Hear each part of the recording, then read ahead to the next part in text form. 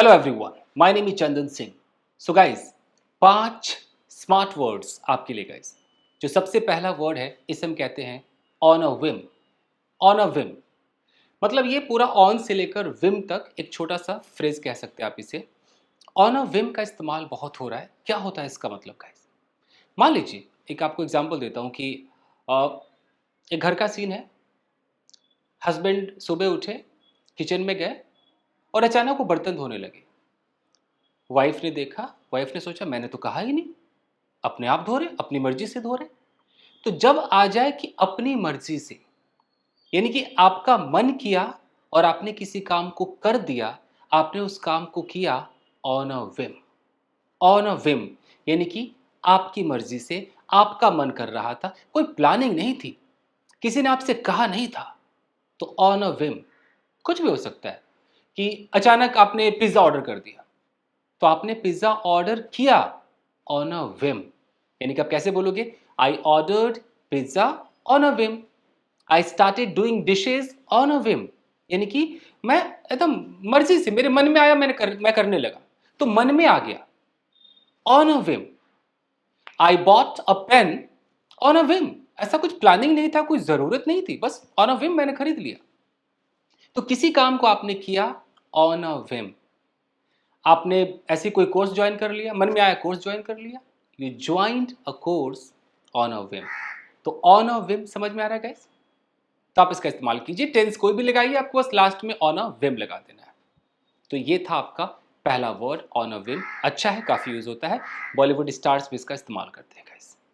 अब जो दूसरा वर्ड है, ये बहुत ही सिंपल वर्ड है, इसे हम कहते हैं एविडेंट। और ये भी स्पोकन में बहुत यूज होता है, एविडेंट।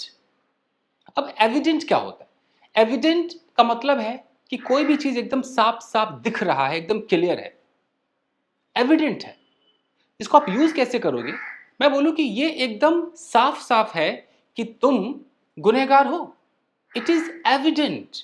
आप ऐसे बोलेंगे, it is evident that you are an accused या you are the culprit. It is evident. ये बिल्कुल साफ है भैया, एकदम क्लियर है, एकदम एविडेंट है कि वो भूखा है। It is evident that he is hungry. Evident. Evident मतलब एकदम विजिबल, नोटिसेबल। ये एविडेंट है कि वो तुम्हें धोखा देगा। It is evident that he will cheat you या चीट ऑन यू। समझ में आ रहा? एविडेंट अपने हिसाब से आप यूज कीजिए। पास्ट में आप बोलेंगे तो कैसे बोलेंगे? It was evident. ये बिल्कुल क्लियर था। It was evident that he would do something. वो कुछ करेगा, बिल्कुल क्लियर था कि वो कुछ करेगा। इट इज एविडेंट, ये बिल्कुल साफ साफ है कि ये अरेस्ट हो जाएगा। It is evident that he will be arrested. चलिए, अगला जो वर्ड है गाइस, इसे हम कहते हैं परपेचुअल। परपेचुअल कैसे बोलेंगे? परपेचुअल। परपेचुअल का इस्तेमाल हम कैसे करेंगे? ये भी एक एडजेक्टिव है गाइस।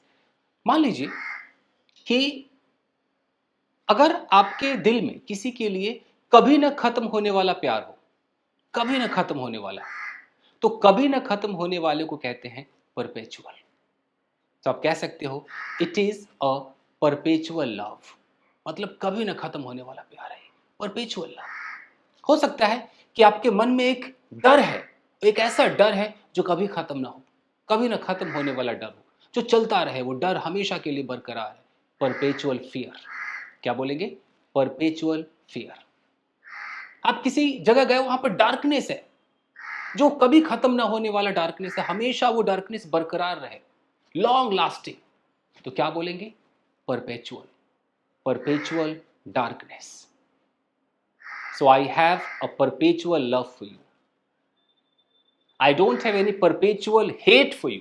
कोई बहुत ही लॉन्ग लास्टिंग हेट नहीं है मेरे मन में आपके लिए। परपेचुअल इंटरेस्ट, लंबा चलने वाला इंटरेस्ट। आपकी जो दिलचस्पी है वो परपेचुअल है। आपका जो दीवानापन है वो परपेचुअल है। तुम्हारा जो प्यार है वो परपेचुअल है। मेरा जो सपोर्ट है वो परपेचुअल है। परपेचुअल, कभी ना खत्म होने वाला, लॉन्ग लास्टिंग।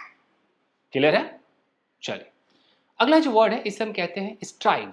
ये वर्ब है गाइस, स्ट्राइव। स्ट्राइव का मतलब क्या होता है? कि आप बहुत ज़्यादा एफर्ट लगाते हैं किसी को करने के लिए, किसी चीज़ को करने के लिए। मतलब बिल्कुल you are striving to do something. तो स्ट्राइव का मतलब है जी जान लगा देना। छोटा सा वर्ब है बट अच्छे लेवल पे यूज होता है इसका। बड़े बड़े स्टार्स भी इसका यूज करते हैं जो स्ट्राइव वर्ड है गाइस। अब आप कैसे यूज करेंगे? जैसे मैं बोलूं कि I am striving to be an actor. मैं एक्टर बनने के लिए जी जान लगा रहा हूं, फुल एफर्ट मार रहा हूं, तो स्ट्राइव कर रहा हूं। He is striving to be fit. वो फिट होने के लिए स्ट्राइव कर रहा है। You should strive to lose your fat. तुम्हें फैट लूज करने के लिए बहुत मेहनत करनी चाहिए। तो स्ट्राइव का मतलब है मेहनत करना, बहुत ज्यादा मेहनत करना, कि आप किसी काम को कर पाए, उसके लिए आप स्ट्राइव कर रहे हैं, इट मींस कि आप बहुत ज्यादा मेहनत कर रहे हैं। स्ट्राइव का सेकेंड फॉर्म क्या होगा? स्ट्राइव्ड होगा। थर्ड फॉर्म स्ट्राइव्ड होगा। जैसा टेंस होगा वैसा आप स्ट्राइव का यूज करेंगे। क्लियर है? अगला जो वर्ड है इसे हम कहते हैं डू अवे विद। ये भी बहुत ज्यादा स्पोकन में चलता है, do away with. Do away with का मतलब होता है कि निजात पाना। अब जो पहले से जो चलता है उसे बंद करो, इसको एकदम अबॉलिश कर दो, इसे हटा दो, कुछ और करो। जैसे अगर आप बहुत पुराना मोबाइल यूज कर रहे हैं तो कोई बोले come on, you should do away with this mobile. You should do away with this mobile, यानी कि कम ऑन यार, just give it an end. इसका अंत करो, अब खत्म करो, अब कुछ कुछ नया यूज करो। कोई रूल है, कोई रेगुलेशन है जो आप फॉलो करते आ रहे हैं।